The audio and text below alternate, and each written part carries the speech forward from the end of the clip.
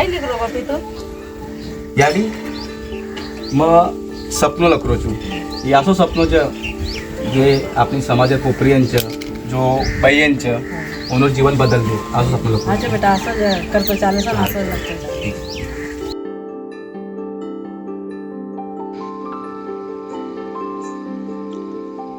मेरा नाम गोपी है। मैं महाराष्ट्र के एक छोटे से जिले में नंदुरबार में रहता हूँ। सुबह उठ मेरा पहला काम होता है उन सब से एक बात कर लेना जिनसे मुझे आज मिलना है। इससे मेरा सफ़र आसान होता है और समय का भी पूरा उपयोग में कर पाता हूँ। आज मेरे हर दिन की प्लानिंग लगभग 1 महीने पहले से ही हो जाती है।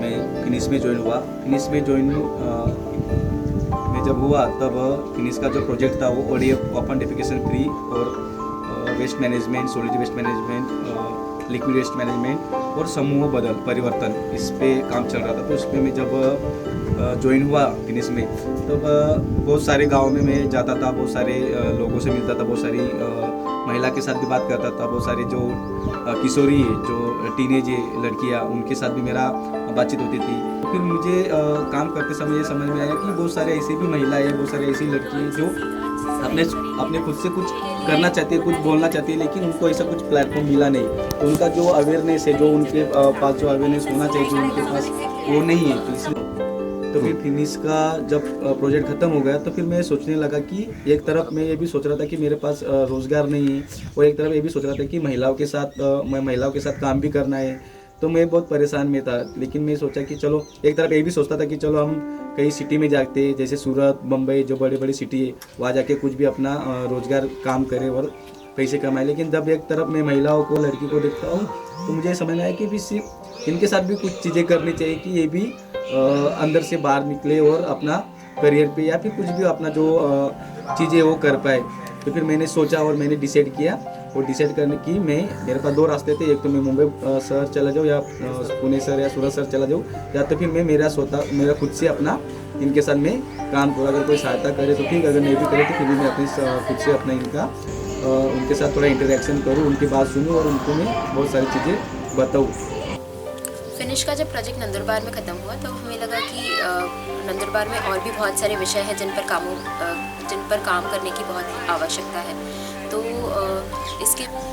गोपी ने दोबारा अप्रोच किया कि वो गांव में अभी भी काम करना चाहता है, वो पैसा मिले या ना मिले, वो फिर भी चाहता है कि गांव में महिलाओं के सशक्तिकरण पे काम करे।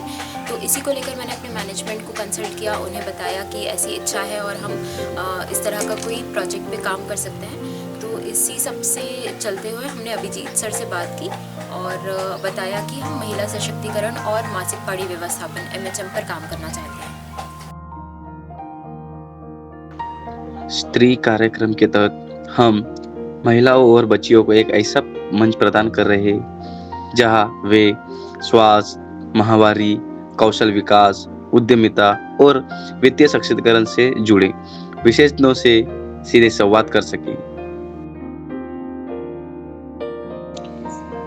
गर्मी, बिजली, लोगों का समय से न आ पाना कुछ आम समस्या है और इन सब से बचने के लिए हमारी पहले से ही की गई प्लानिंग बहुत जरूरी है। अपने परिवार को पालेंगे, पर सिर्फ और सिर्फ धन कमाना ही एक उद्यमी का बाहेर काढून देणार आहे। इथून असं करून खिडकीतून असं बाहेर सोडून द्यायचे, काही नाही तेवढं। साथ ही स्कूलों में पिंक रूम की स्थापना के माध्यम से हम सैनिटरी पैड, वेंडिंग और पैड इमर्शन मशीनें स्थापित कर रहे हैं और इनका सही तरीके से उपयोग करना भी सिखा रहे हैं।